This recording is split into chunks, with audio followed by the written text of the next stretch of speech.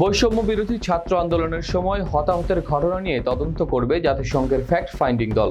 শনিবার থেকে তদন্ত কার্যক্রম শুরু হবে বলে পররাষ্ট্র মন্ত্রণালয়ের সূত্রে জানা গিয়েছে। সূত্র বলছে, অন্তর্বর্তী সরকারের আমন্ত্রণে জাতিসংঘের ফ্যাক্ট ফাইন্ডিং দল বাংলাদেশে এসেছে। সবকিছু ঠিক থাকলে আজ পররাষ্ট্র উপদেষ্টা বা পররাষ্ট্র সচিবের সঙ্গে বৈঠকের মাধ্যমে জাতিসংঘের ফ্যাক্ট ফাইন্ডিং দল তাদের কাজ শুরু করবে। জানা গেছে, দলটি গত 1 জুলাই থেকে 15 আগস্ট পর্যন্ত মানবাধিকার লঙ্ঘনের ঘটনাগুলোর তদন্ত পর্যবেক্ষণ করবে, ঘটনাগুলোর কারণ পর্যালোচনা করবে এবং ন্যায় বিচার ও দায়বদ্ধতা নিশ্চিত করতে দীর্ঘমেয়াদী কী পদক্ষেপ নেওয়া যেতে পারে সে সম্পর্কে সুপারিশ করবে। এখন পর্যন্ত সূত্রে জানা গেছে, বৈষম্য বিরোধী আন্দোলনের সময় 8 শতাধিক ব্যক্তি নিহত এবং হাজারেরও বেশি মানুষ আহত হয়েছেন। এছাড়াও আইন শৃঙ্খলা রক্ষা বাহিনীর প্রায় 50 জন সদস্য নিহত হয়েছেন।